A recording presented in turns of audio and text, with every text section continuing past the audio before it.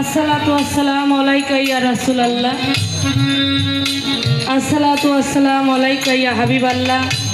এখন বিয়ানাটা বন্ধ করেন, নয়েজ করবে, বন্ধ করে।